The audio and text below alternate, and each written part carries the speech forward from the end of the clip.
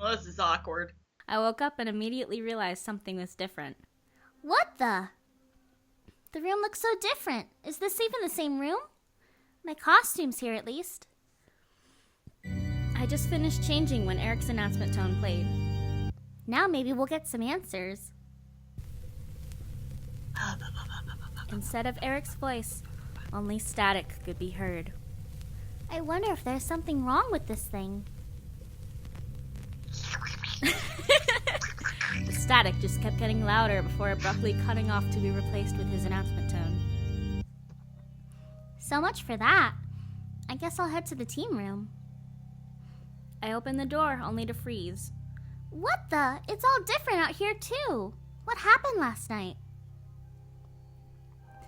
I looked around to see if there was some sort of clue or servant around, but there was no one in sight. There's usually always someone around. If I just keep looking, I'm bound to run into someone. My mind made up, I took off down the corridor. I just rounded a corner when someone called out to me. Miss Archer. I looked around to see the Count on the other side of the corridor. Count. I take it you woke up to an unusual room as well, then. Yeah. Any idea where we are? If I had to hazard a guess, I'd say somewhere in my mansion, Eric's mansion. This must be one of those areas that was specifically made for this event. Have you seen any of the others? No, but they must be around here somewhere. It wouldn't really make sense to only move some of us. I really don't want to think about the fact that someone moved us in the middle of the night. I like the idea. Suddenly the lights flickered before plunging us into darkness. Ah, looks like someone forgot to pay the electricity bill. Or their fucking building screwed them the fuck over for 48 days. Put a fucking meter in my apartment, won't you? I still don't have a fucking meter. I have like 3 months left in my lease. I smiled at his comment. Maybe they went over their budget. A few seconds later, the lights came back on. Guess not. I suppose we should get them moving. You're probably right. The quicker we get this task done, the quicker you can get rid. Oh no! I'm so sad. I am a sad, sad man. Did you say something? No, I said nothing at all. I'm just a sad, sad man. I hesitated, but didn't push him. Okay, let's go. I'm sad! He waited until I bridged the gap between us so we could walk side by side. We walked along the corridor with an awkward silence between us. Out of the corner of my eye, I caught sight of him repeatedly glancing over at me before looking away. I pretended not to notice as the knot of guilt in my stomach grew. A sudden clatter had us starting. What was that? Whatever it was, it came from that direction. We cautiously made our way to the source of the sound. We both froze in shock at the scene in front of us. Well, someone has strange taste in decor, and possibly lacks olfactory perception. Oh my god! We looked to see a pale Wolfie enter the corridor, closely followed by Mamaruni-san. I was wondering where the two of you were. I almost thought you got lost. Finally, company that might actually hold it together. Hey, fuck you! Leave my boy alone! I don't think I've ever seen you this excited to see me. And is that the Milky Way in your pocket? Or are you just excited to see Did me? aliens steal his body? Mamaruni-san completely ignored us as he walked through the bloodied corridor to get a closer look at the blood-stained message on the wall. I cringed at the sloshing of his feet over the entrails. Eric certainly outdone himself this time. For once, something in his Halloween event is more creepy than corny. Also, I forgot to say, Eric! Are you going to tell us what you're looking at, or just stay there and enjoy the smell? Hey, the message is a little smeared, alright? And the writing itself is really untidy. I'm trying to figure the words out right now. He scanned the words before making a rude sound. There's nothing useful here. What does it say, though? I'll hide something something seek, find something before I something something first, something something last, something fails, we shall something for all something.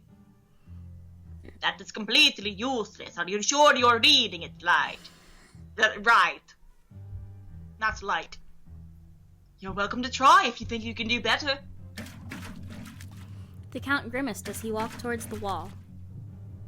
I'm going to have to throw out these shoes after these.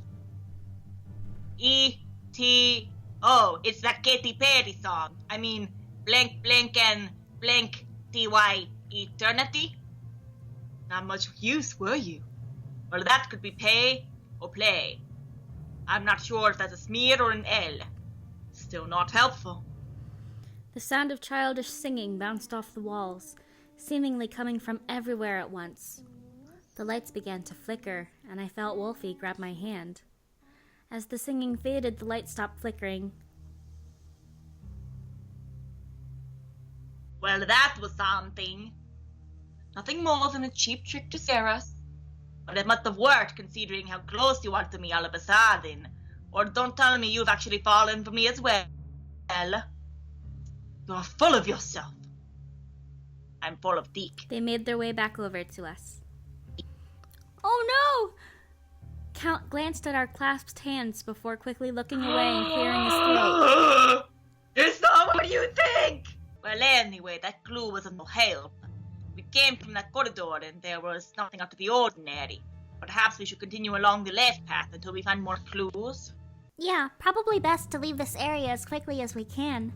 Let's hope Eric's second clue makes more sense. We all headed off together, keeping a lookout for anything that might give us a hint as to what we were supposed to be doing. After a few minutes of walking, the lights began flickering again. Keep moving, it's just a trick. As he said that, we saw a flickering blue light in the middle of the corridor. Wolfie's hand tightened around mine as he suddenly stopped. I turned to face him, but he was staring at something straight ahead. Hey, what's the holdup? Mamaruni-san pushed his way in front of us before stopping abruptly. Hey, Count, come take a look at this. The Count walked past us to stand beside Mamaruni-san. The singing started up once again as my eyes darted to see what had caught their attention, but I couldn't see anything with them in the way. I let go of Wolfie's hand and pushed my way between Mamaruni-san and the Count. Is that? A child. The child pointed at us and mouthed something silently. Does anyone know how to lip read? Regrettably, it is not one of my skills. Mamaruni-san? As a matter of fact, I do. So what's she saying? 4 little costume dolls to play with me. One fell behind, and then there were 3. Wolfie! And then there were Wolfie!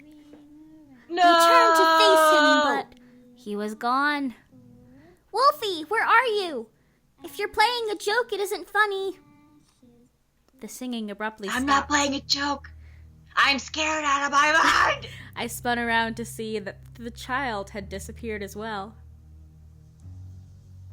He was right behind us. The Count started to walk down the hallway to look for Wolfie. He can't have gone. What is it? Oh, it's nothing. I just stepped on something. He leaned down to pick the item off the ground. Oh, so this is interesting. The Count walked back to show us what he found. He held out a blood-covered doll of Wolfie. Oh. I accidentally got blood on it from my shoes. So he's a girl's plaything. Not much different from the original, I'd say. I whacked him quickly across the arm. Don't be crude. I noticed a folded-up piece of paper sticking out from within the doll's belt. Wait, what's this? I pulled it out and unfolded it to find a message scrawled in blood. Find me. I guess that's our second clue. To find Wolfie, are you sure we can't just carry on with the doll? At least it won't freak out or grab me in the dark. Oh, my titties. Well, either way, we're not going to solve anything by standing in the middle of the corridor and talking about your deities. We continued walking in awkward silence with the Count beside me and Mamaruni-san behind us. I can't take this anymore. Count and I turned to look questioningly at him. Are you finally losing it? I'm sure he lost it ages ago. Don't give me that, or your moon-eyed stares are driving me crazy. I feel like a damn third wheel or something. I flushed at Mamaruni-san's words. Was it that obvious? If you're feeling left out. Oh, forget this. I'll walk in front. At least that way I don't have to see it. He pushed his way past us. Still, I pretended that nothing was wrong. Let's go after him. We lose sight of him again, we may never find him again. From the front, we heard Mamaruni-san's voice ring out across the corridor. You know, Count, I never pegged you as the shy type. Why don't you just confess and get it over with? I already did, you asshole! I looked over at the Count, but he was pointedly looking away. We kept walking until we came to a set of doors. We should probably check out whatever's behind this door. I'll go. I don't think I can handle another moment with you two. Seriously, just get it over with. He pushed the door open.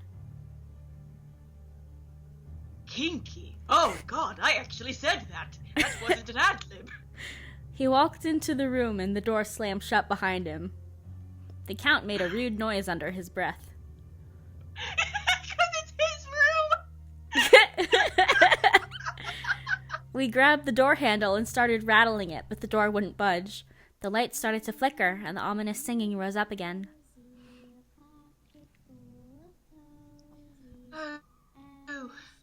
Mr. Bandage... sorry, wrong voice. Mr. Bandages, are you still around? A moment passed, but Mamaruni-san still didn't respond. Step back, Miss Archer. I'm knocking the door down. I moved away from the door as the Count made his first attempt. The impact caused the door to shake, but it held fast. He tried again with the same results. This door is very sturdy. I should make a note of the company that was used. He was about to try for a third time when it suddenly creaked open by itself and the singing faded. The Count looked towards the door and then towards me before offering his hand. We need to stay together. It seems like we're being picked off one by one. Right. I felt a spark as my hand met his. I breathed in deeply to calm my racing heart. The Count gave no indication he noticed anything amiss. We slowly made our way inside the room. Just as we thought, Mamaruni-san was no longer there. Oh shit! Oh God! We scanned the room and found a headless Mamaruni-san doll lying in a pool of blood. Oh my God, Eric's really mad. The Count reached out and picked it up. Looked like he really did lose his head. Ah! Welcome to Puella. Does this one have a note? The Count... Do you remember that? Yes, I laughed. We laughed. Of course I remember that. How do you forget that? I meant the tweet. Oh, yes, I remember that too. Don't lose your heads. Yes, I do remember that. The Count looked the doll over carefully before pulling a note out from under Mamaruni-san's bandages. He unfolded it and read it out loud. Find me. The ghost is repeating herself. Why is it still me? Shouldn't it be us now? Well, there's the possibility that the me refers to the ghost girl and not our last companions. So we need to find the ghost girl before she captures us all. We searched the room for any clues or exits other than the one we used to enter, but found nothing. I don't get it. How did they get Mamaruni-san out of here? Probably a trapdoor or a secret passage. Eric did say the entire mansion was renovated just for the event after all, not that I know anything about that. It doesn't look like there's anything of interest here, so we should get moving. Yeah. Now that we've lost Mamaruni-san and Wolfie, we're probably running out of chances to find her. I think it's game over if we're all caught before we find her. We left the room behind. We cautiously continued down the corridor, keeping an eye out for anything unusual. Stay alert. It's been too long since anything has happened. I prefer this to the ghost girl snatching one of us. So would I, but in the movie, this would be the point where something terrible would happen to catch us off guard. The Count stopped abruptly. Please tell me I'm imagining that. I stopped as well, and that's when I noticed it. The ground was shaking slightly. It's not your imagination. I see. Let's keep moving then. Despite his words, he didn't move. Are you okay? Fine. I'm fine. Perfectly fine. Why would you even ask that? He shot me a shaky smile. I narrowed my eyes at him. I thought you said you'd never lie to me. Oh. I'm still standing, aren't I? I must be just feeling a bit nauseous. The smell in blood must be catching up to me. Don't do that. Don't pretend that you're okay when you're obviously not. I don't see why it should matter to you anyway. It matters to me because I care about you. Not nearly enough to take a chance on me. If you change your mind, I'm the first in line. Honey, I'm still free. Take a chance on me. I felt a stab of pain in my heart and hung my head. He cursed under his breath. Fuck! I'm sorry. I shouldn't have said that. I didn't mean it. In the song, it was bad timing. I'm bad at that. I turned my eyes to the side, not wanting him to see my face. He brought our clasped hands to his chest. Can you feel my heartbeat? Tired of feeling. Oh no, it makes sense for him! I close my eyes and tell myself that my dreams will come true. There'll be no more darkness when you believe. You believe in yourself, you are unstoppable.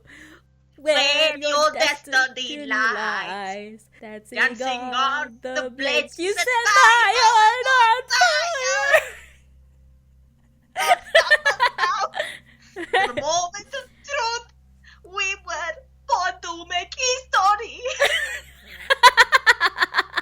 I have to stop now. Let's just move on.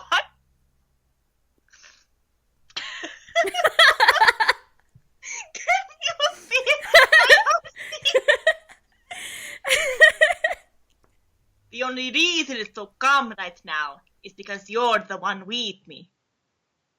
So please, believe me when I say that I never want to do anything that would hurt you. I looked up at him and felt my cheeks heat up.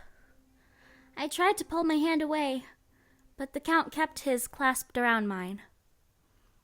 Come on, we should get going. It doesn't look like these tremors are stopping anytime soon. We started walking again, this time much faster than before. The shaking seemed to intensify as well, until we needed to lean against the walls just to stay upright. We rounded another corner just in time to see the floor crumble away. We pulled to an abrupt stop. Earthquakes, crumbling floors. These just keeps getting better and better, doesn't it? I am firing this designer and I will get a new one next time. It could.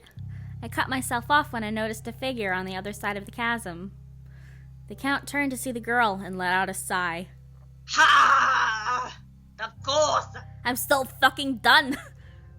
I'm so fucking done with this. I'm out of here. Once again, the singing started up. The girl pointed towards us and started mouthing something. Is she taunting us? I'd say she's trying to get us to cross the chasm. After a moment, the shaking stopped, and we could finally move away from the wall. We need to find something that can get us to the other side. There's a metal bar across the ceiling in the middle of the room. All we need to do is hook a rope or something to that and we could probably swing across. A rope? Wasn't there a rope in the room where Mama Rooney-san disappeared? I believe so. Damn, we should have grabbed it while we were there. I guess we need to backtrack. At least the tremors have stopped. Yeah, let's make a run for it then. The quicker we get this over with, the better. Right. We ran back to the room as quickly as we could. The Count picked up the rope before looking around for a moment. Do you see any hooks around? That would certainly make it easier. I pointed to some devices suspended from the ceiling. Those look like carabiner hooks holding those things up. Perfect. Now we just need to find a way to get them down. Give me a boost. Give me your boost. Are you sure? You are wearing a skirt after all. I'd offer to boost you, but I don't think I could lift you high enough. Besides, it's not like you have to look. Close your eyes or look away. Point taken. The Count bent down and hesitantly put his arms around my thighs before lifting me up while pointedly looking away. His face is so cute. I reached for the nearest carabiner. Shoot, it's a little out of my reach. Move a little to the left. A little more. Perfect! I quickly grabbed the carabiner. Got it! He lowered me back to the ground, but didn't remove his arms from around me as he straightened. Count? He looked deeply into my eyes for a moment. Then he shook his head as though coming out from a trance. He took a step back, letting his arms fall to his sides before reaching out and lacing his fingers with mine. Sorry. We should get this done quickly. Right. Here, you can attach this to the rope, and we can get out of here. I handed him the carabiner and watched him secure the rope to it. We ran back to the room with the chasm. So, how good is your aim? I want to say good, but it's really terrible. I failed at festival games. Then let me do it. He handed me the rope, and I gave him the dolls in return. I let go of his hand and put some distance between us to give me space. My first attempt glanced off the beam and fell into the hole. I quickly pulled the rope back out. I didn't hear it hit the bottom. I wonder just how deep the hole really is. Fuck this designer. Hopefully we won't have to find out. Indeed. I tried again. Yes! I managed to hook the carabiner to the rod. I tugged a few times to check how secure and sturdy it was. Looks like it'll hold. Shall we swing across together? No, the rope seems sturdy, but I'd rather not risk it. One at a time is safer. All right. He reached for the rope, but I held it away. Ladies first. That doesn't apply to dangerous situations. What kind of man just allows a woman to throw herself into danger?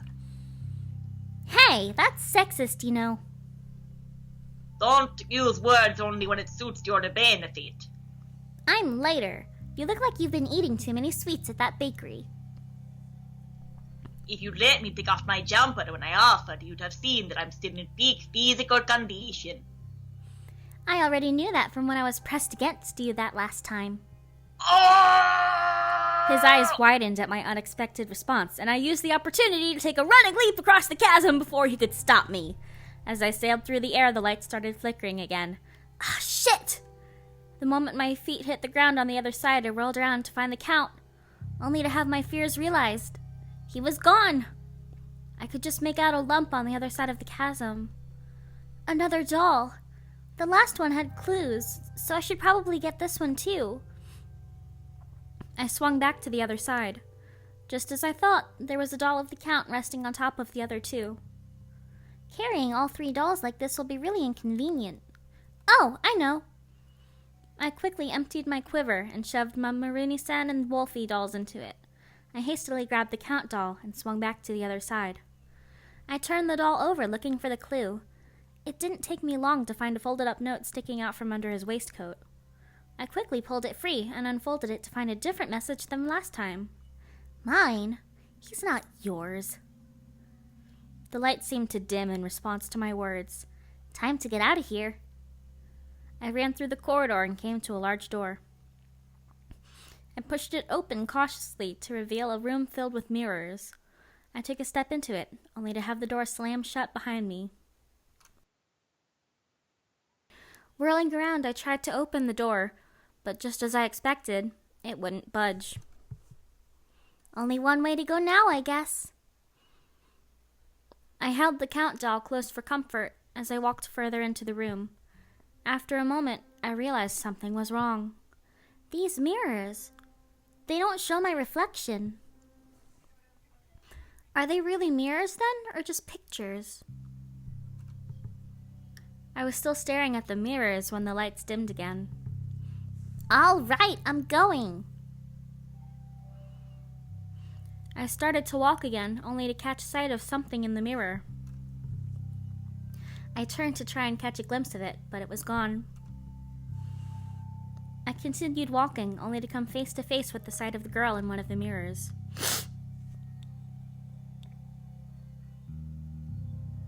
Immediately, I spun around, but the girl wasn't behind me. What the hell? The girl seemed to move from mirror to mirror, almost as if showing me the way. All right, I'm coming. I cautiously followed the trail until I saw yet another ominous-looking door. The girl now occupied every mirror and in unison pointed at the door. Do I really have to? A nearby mirror shattered, sounding deafeningly loud in the silence. It was! I'll take that as a yes. Oh, this again. I hesitantly pushed the door open. Okay, this doesn't look so bad. Looks kind of like a witch's room or something. There's no other door, so whatever I'm supposed to do should be in this room.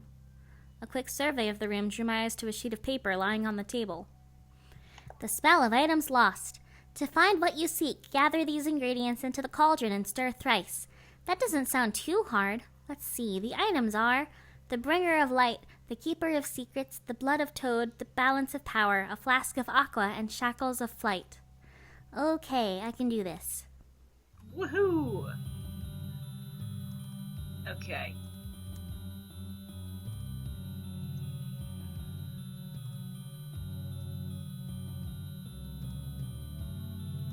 Hooray! Hooray! Once all the ingredients were in the cauldron, I stirred it 3 times. It began to bubble strangely, and suddenly filled the room with smoke. Just as quickly as it appeared, the smoke disappeared to reveal that one of the walls was no longer in place. Well, I've come this far. I made my way over to where the wall used to be and stared down at the dark stairwell it had revealed. Bracing my hand against a wall, I slowly began my descent into darkness. The moment my foot touched the last stair, lights flared to life. In the middle of the room laid a single coffin. A tomb. I see. I hesitantly made my way over to it. On closer inspection, I could make out words scrawled into the coffin. It's been dark and cold for so long. Will I never see the sun? I need to take her into the sunlight? The coffin's bolted to the ground, though. I don't want Here's the thing. I know that it's not about Eric, but like anytime something sad is in an inscription or something, it makes me feel like it's about Eric. He's cold and dark, but he needs someone to bring him to the sunshine! He's the ball of sunshine! It is connected! Everything is connected! I don't want to open it, but I guess I have no choice. I took firm hold on the edge of the coffin's lid and pushed. I pointedly kept my eyes averted from the coffin's contents until I had fully removed the lid. Then I steeled myself before peering inside. A doll? It looks pretty realistic, but it's definitely a doll. I let out a relieved breath. Ah, carrying a doll is a lot better than carrying around a rotting body or a skeleton. As I lifted the surprisingly light doll into my arms, part of the wall slid away to reveal another set of stairs. I made my way to the stairs and looked up to see light at the other end. Could it be? I quickly made my way up those stairs. A few minutes later, I let out a relieved laugh as I emerged into the warm sunlight. I looked down when I felt the already light doll getting even lighter. What the? The doll had begun to crumble, and before long there was nothing but dust. Good job, Miss Archer. The curse has finally been broken. For your efforts in this endeavor, your team shall receive 5 points. I looked up to see one of the servants standing by a door. Where are Wolfie, Mamarini-san, and the Count? They await you inside, if you'll follow me. I nodded and followed the man. He led me to our team room. He blush. I couldn't help but smile at the familiar sight of the three of them waiting for me there. I looked at the Count, but he looked away. You did great, Miss Archer. I would never have made it. It's true, he's barely made it just watching. I gazed at the Count, not sure what I was expecting. Wolfie and Mamaruni-san exchanged a look before looking at him as well. You did well, Miss Archer. Now if you'll excuse me, I'm going to shower. I watched him leave the room with a heavy heart. I wanted to go after him, but the knowledge that I really had nothing to say held me back. Right, I know I put my foot in my mouth earlier, but are you sure it's okay to not go after him? I don't really know what happened between you two, but watching you guys during the games, I know he does really care about you. He treats you differently from all the other ladies he flirts. Mamaruni-san whacked Wolfie across the head. Idiot, are you trying to make it worse? I need to go. Thanks.